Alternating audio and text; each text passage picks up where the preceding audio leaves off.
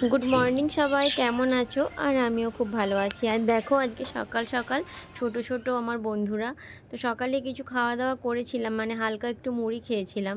শরীরটা ঠিক ভালো না, তা এই জন্য আমাকে মা বানিয়ে দিয়েছে বাতাসা ভুষির শরবত। আর এই গুড় বাতাসা দিয়ে শরবতটা খেতে কিন্তু আমার বেশ ভালো লাগে। কিছু সকালে মানে খাই আর না খাই, বাতাসা ভুষির জলটা কিন্তু আমি খেয়ে নিই। চারিদিকটা বৃষ্টি হয়েছে সকালবেলা, মানে ভোরের দিকে এখন প্রায়ই বৃষ্টি হচ্ছে। তার জন্য গাছপালাগুলো কত সুন্দর আছে না, সতেজ একদম ফুরফুরে। তো চলো, আমি তো বাতাসা ভুষির জল খেলাম। তারপর এখানে ফ্রিজে এসেছি তোজো সোনার ওয়ারেস আনতে। তো ওর মানে ডক্টর আঙ্কেল যে রয়েছে, উনি প্রেসক্রাইব করেছে যে মানে পার ডে ওকে ওআরএসের লিকুইড যেটা রয়েছে ওটা খাওয়ানোর জন্য। যেহেতু এখনও ঠিকঠাক মানে শীতকালে এটা খাওয়ায় না, বাট গরমকালে ওকে পার ডে খাওয়ায়। তো আগে ওকে সেই বাচ্চাদের যে ড্রপার হয় না, মানে তাতে করে ওষুধ খাওয়ানো হয়, তো আগে সেটাতে করে খেতো। আর এখনও কিসে করে খায় সেটাই চলো তোমরা দেখো। আর তোমরা কে কোথা থেকে আমার ভিডিওটা দেখছো অবশ্যই কিন্তু কমেন্টে জানিও। আর ভিডিওগুলো কেমন হচ্ছে সেটা তো অবশ্যই জানাবে, বাট যদি কিছু ঠিকঠাক করতে হয় সেটাও কিন্তু জানাতে ভুলো না। তো দেখো তোজসোনা কিন্তু দেখতে পেয়ে গেছে যে আমি ওর জন্য ওআরএস এনেছি। তো দেখো এখন আমি ওআরএসটা ঢালি, মানে ওই যে সিপিটা এনেছি ওতে করে ঢেলে ও দেখো কত সুন্দর একা একাই, মানে ওকে বলতে হয় যে খেয়ে নাও, তো একা একাই ও খেয়ে নেয়। মানে আগের মতো আর জোর করতে হয় না, এখন এতটাই দুষ্টু হয়ে গেছে আগের থেকে। ওর এই অক্টোবর আসলে 4 বছরও হবে, এতটাই দুষ্টু, একা একাই ওআরএস খেয়ে নেয়। তো চলো সমস্ত কাজবাজ সেরে একটা বড় কাজ ঘর মোছা। তো ঘরটা মুছবো তার আগে তোমাদেরকে দেখায় আমার মা আজকে কি কি রান্না করছে। এইদিকে দেখো মাছ বের করে রেখেছে, এইদিকে ভাত হচ্ছে উচ্ছে ভাজা, আর ভাতও প্রায় হয়ে এসেছে।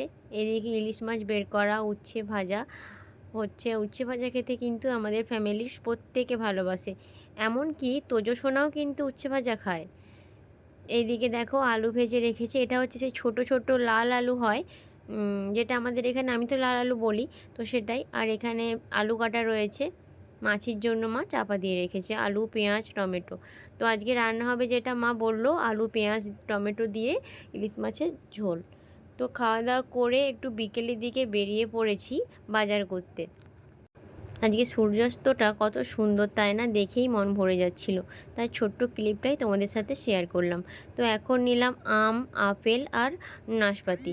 তো এটা আমাদের পাঁশকুড়া বাজার, যেখানে পাঁশকুড়া বাস স্ট্যান্ড সেখানেই কিন্তু এই জায়গাটা, সেখান থেকেই কিছু ফল নিলাম। তার আগে কিন্তু আমি নিয়েছি সবজি, সেটা তোমাদের সাথে আর আমি শেয়ার করা হয়নি। আর আমার বোনই নাশপাতি খেতে ভীষণ ভালোবাসে, আর আমার বাপির পার ডে একটা করে আপেল খাওয়া প্রয়োজন, সেই জন্যই আমি আপেল 2 কিলো 1 কিলো নিলাম। আর এখানে আম নাশপাতি বললামই। দেখো ট্রেন যাচ্ছে, একদম ট্রেন লাইনের পাশেই আমাদের ফল মার্কেট। এখানে সব ফল মার্কেট, চিপস বা বিস্কিট মুড়ি এখানে সব কিছুই পাওয়া যায়, যারা এসেছে পাঁশকুড়া অবশ্যই জানবে।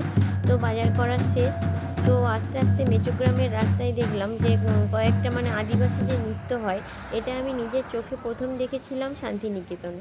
তো ওদের হয়তো কোনো প্রোগ্রাম হচ্ছে, সেই কারণেই ওখানে ওরা হয়তো কিছু ভিডিও শ্যুট করছে বা কিছু, বেশ ভালো লাগছিল, সেই জন্যই দাঁড়িয়ে গেছিলাম। আজকের বিকেলের যে পড়ন্ত বিকেল, তার যে আকাশটা একবার লক্ষ্য করো, মানে কেউ মনে হচ্ছে না যে রং তুলি দিয়ে কেউ এঁকে দিয়ে গেছে আকাশটা, তাই না? কত সুন্দর আকাশও নিজের মতো করে রং নিয়ে খেলা করে।